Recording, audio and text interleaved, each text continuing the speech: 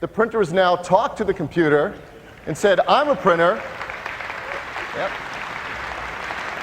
I'm out on the network. I'm called an HP LaserJet 2000 or 2200. Here's what it not only says, here I am, here's my IP address, it also says, here's how you connect to me, and here's what I can do. It's self-discovery. So of course, what do we want to do? We want to click print. As I click print, Print Center now launches, starts to run. It's talking to the LaserJet, and it's printing. I've always said I'd never do a printer demo on stage. It's like watching paint dry, but this is more exciting because it's rendezvous. And the paper's now coming out of the printer. And, as promised, printing without any configuration. That's rendezvous. Thanks, Phil. So, Epson, HP, and Lexmark are all going to build this into their network printers, and we're not going to have to configure network printers ever again. So Rendezvous, we think it's going to be amazing technology. Next up in Jaguar, mail. We've dramatically improved mail. We've added all mailbox searching, our #1 feature request. So you can search every mailbox at once. Sophisticated rules and much better ways to handle multiple email accounts seamlessly. But the coolest thing we've added is what we call junk mail. All of us are getting deluged with junk mail. And it's a major problem, and no one has come up with a solution for it. We think we might have. We've got a technology called adaptive latent semantic analysis, but you don't have to know any of that. And what it does is it goes through and figures out what is junk mail. And it's really good right out of the box, and you can teach it to be even better. And so we think this is going to maybe be the most important feature of the new mail client. Let me show it to you now.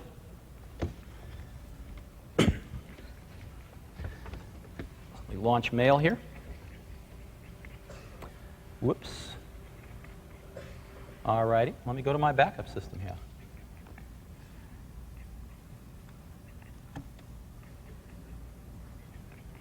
Oops. Let me launch mail, and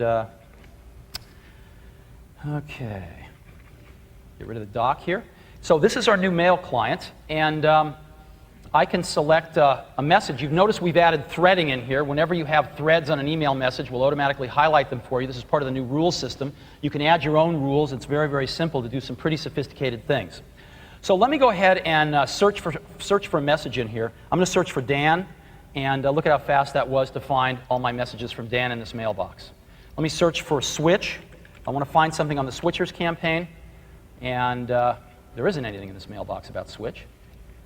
Boom. But let me go ahead and search all my mailboxes.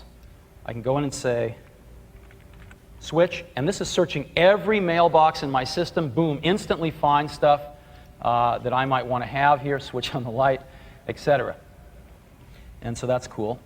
Here's one new switch commercial, which is what I was looking for, and lo and behold, we even now play QuickTime in line.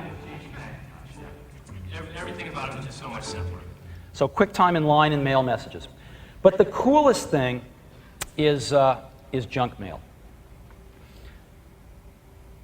I get lots of spam, and you can see some of this stuff here. It just fills up your mailbox, and it's really a drag.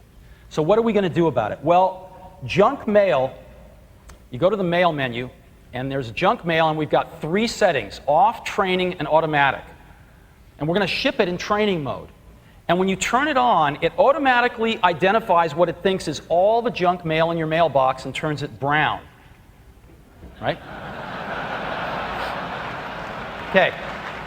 Now, and it's really, really good right out of the box. But you can make it even better. If you find something that you think, oh, this isn't junk, you just hit not junk, or there's even a button right down here by the message. Of course, this is junk. If you find a message that it does not identify as junk that is, you can say, this is junk, and it will learn from that. And so you can use this in training mode. It's not deleting any of your mail. It's not moving any of your mail. It's just marking it. And so you use this for a few weeks, and you go, wow, this thing's really accurate. Then what you do is you go over here, and you say, let's go into automatic mode now. And it will ask you if you want to take all of your junk mail. Did I get that one? Automatic. Well, it should ask me, whether I want to take all of my mail and throw it into a junk mail folder, and it would leave me with just my good mail. And I don't know why it's not doing that now, but it's not. So that we're not going to be able to see that. But it's very, very cool. Okay, so that is mail.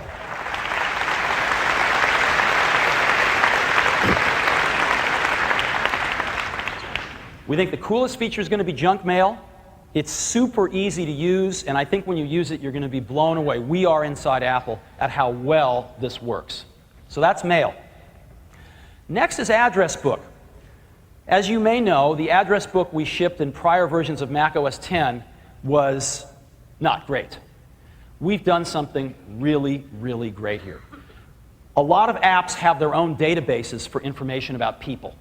And what we've done is unified that into a system-wide database for people.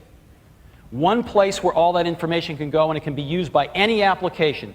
Totally open APIs for our developers. And there's a wonderful app for you to make this stuff really easy, and let me show that to you now.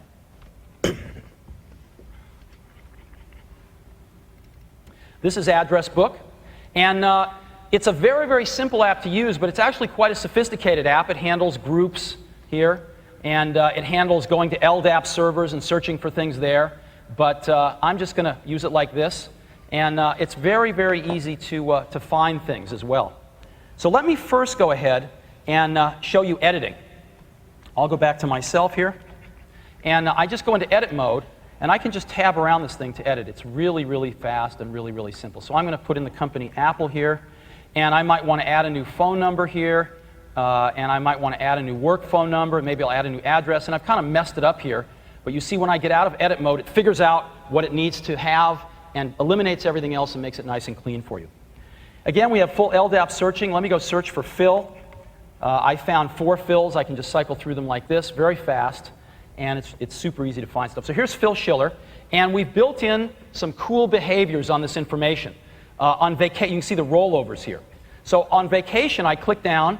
It says I can get a map of this Phil's vacation house in Hawaii. So I click on this. It'll open up a browser. Go to MapQuest.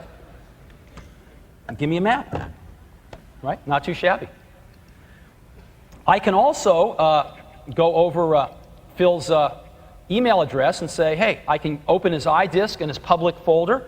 I can visit his Mac.com homepage, or I can even send him email. And again, I can send him email, and there's his email address. Right?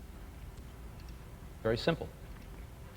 But one of the coolest things I can do is I can go to his work phone number here. Or let's say the work... Oh, let me go to his work fax first. His work fax, let's say my fax machine's across the room. I can go and get large type, so I can read it from across the room. Kind of cool. And I can go to his work phone number, or sorry, his mobile phone number, and we've integrated Bluetooth support into Jaguar, right? The hardware, you can buy a $50 USB Bluetooth adapter from us that plugs into any USB port on your Mac, and when you're running Jaguar, Bluetooth is working and activated. And there's a new generation of cell phones out that has Bluetooth built in, and so we can use Bluetooth as a modem to get onto the internet for our portable computers, but we can also actually dial the phone. And so I'm going to just go ahead and say, dial. And this is now transmitting that information to my phone, and my phone should be calling Phil.